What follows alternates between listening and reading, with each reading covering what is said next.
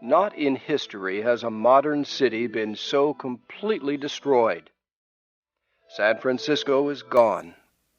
Nothing remains of it but memories and a few homes that were near the edge of the city. Its industrial area is gone.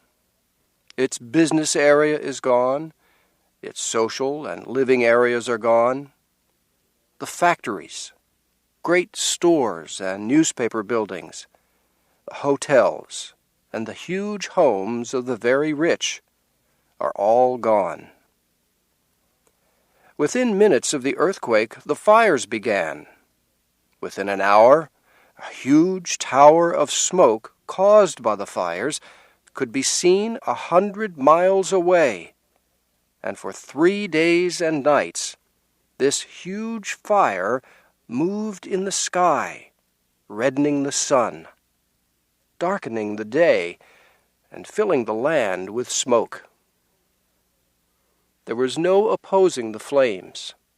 There was no organization, no communication. The earthquake had smashed all the modern inventions of a 20th century city. The streets were broken and filled with pieces of fallen walls. The telephone and telegraph systems were broken, and the great water pipes had burst. All inventions and safety plans of man had been destroyed by 30 seconds of movement by the earth. By Wednesday afternoon, only 12 hours after the earthquake, half the heart of the city was gone. I watched the huge fire. It was very calm. There was no wind, yet from every side wind was pouring in upon the city. East, west, north, and south, strong winds were blowing upon the dying city. The heated air made a huge wind that pulled air into the fire, rising into the atmosphere. Day and night the calm continued, and yet, near the flames, the wind was often as strong as a storm.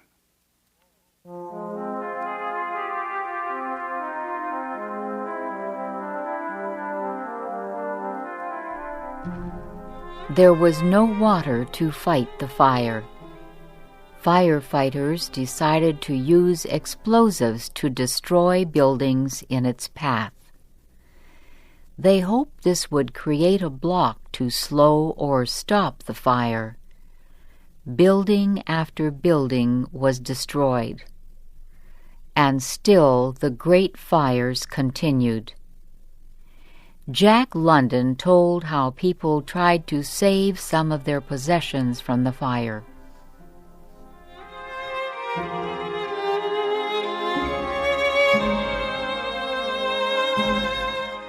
Wednesday night, the whole city crashed and roared into ruin, yet the city was quiet. There were no crowds. There was no shouting and yelling. There was no disorder. I passed Wednesday night in the path of the fire. In all those terrible hours, I saw not one woman who cried, not one man who was excited, not one person who caused trouble. Throughout the night, tens of thousands of homeless ones fled the fire. Some were wrapped in blankets. Others carried bedding and dear household treasures. Many of the poor left their homes with everything they could carry. Many of their loads were extremely heavy. Throughout the night, they dropped items they could no longer hold. They left on the street clothing and treasures they had carried for miles. Many carried large boxes called trunks. They held on to these the longest. It was a hard night, and the hills of San Francisco are steep, and up these hills, mile after mile, were the trunks dragged. Many a strong man broke his heart that night. Before the march of the fire were soldiers. Their job was to keep the people moving away from the fire. The extremely tired people would arise and struggle up the steep hills, pausing from weakness every 5 or 10 feet. Often, after reaching the top of a heartbreaking hill, they would find the fire was moving at them from a different direction. After working hour after hour through the night to save part of their lives, thousands were forced to leave their trunks and flee. At night, I walked down through the very heart of the city. I walked through mile after mile of beautiful buildings. Here was no fire. All was in perfect order. The police patrolled the streets, and yet it was all doomed, all of it. There was no water. The explosives were almost used up, and 2 huge fires were coming toward this part of the city from different directions. 4 hours later, I walked through this same part of the city. Everything still stood as before, and yet there was a change. A rain of ashes was falling. The police had been withdrawn. There were no firemen, no fire engines, and no men using explosives. I stood at the corner of Kearny and Market Streets in the very heart of San Francisco. Nothing could be done. Nothing could be saved. The surrender was complete.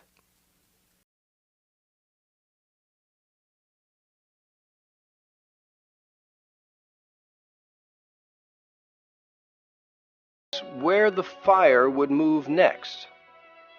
In the early evening, I passed through Union Square. It was packed with refugees. Thousands of them had gone to bed on the grass. Government tents had been set up. Food was being cooked, and the refugees were lining up for free meals. Late that night, I passed Union Square again. 3 sides of the square were in flames. The square with mountains of trunks was deserted. The troops, refugees, and all had retreated. The next morning, I sat in front of a home on San Francisco's famous Nob Hill. With me sat Japanese, Italians, Chinese, and Negroes. All about were the huge homes of the very rich. To the east and south of us were advancing 2 huge walls of fire. I went inside one house and talked to the owner. He smiled and said the earthquake had destroyed everything he owned. All he had left was his beautiful house. He looked at me and said, "The fire will be here in 15 minutes." Outside the house, the troops were falling back and forcing the refugees ahead of them. From every side came the roaring of flames, the crashing of walls, and the sound of explosives. Day was trying to dawn through the heavy smoke. A sickly light was creeping over the face of things. When the sun broke through the smoke, it was blood red and small. The smoke changed color from red to rose to purple. I walked past the broken dome of the City Hall building. This part of the city was already a waste of smoking ruins. Here and there through the smoke came a few men and women. It was like the meeting of a few survivors the day after the world ended.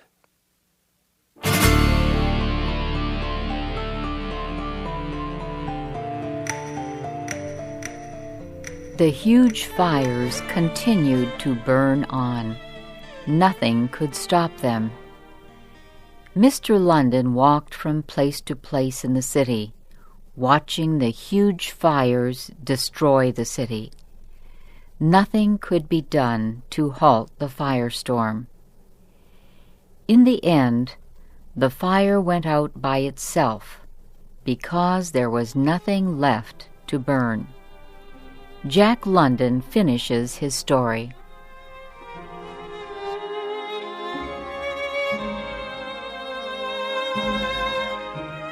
All day Thursday and all Thursday night, all day Friday and Friday night, the flames raged on. Friday night saw the huge fires finally conquered, but not before the fires had swept 3/4 of a mile of docks and storehouses on the waterfront. San Francisco at the present time is like the center of a volcano. Around this volcano are tens of thousands of refugees. All the surrounding cities and towns are jammed with the homeless ones. The refugees were carried free by the railroads to any place they wished to go. It is said that more than 100,000 people have left the peninsula on which San Francisco stood. The government has control of the situation, and thanks to the immediate relief given by the whole United States, there is no lack of food. The bankers and businessmen have already begun making the necessary plans to rebuild this once beautiful city of San Francisco.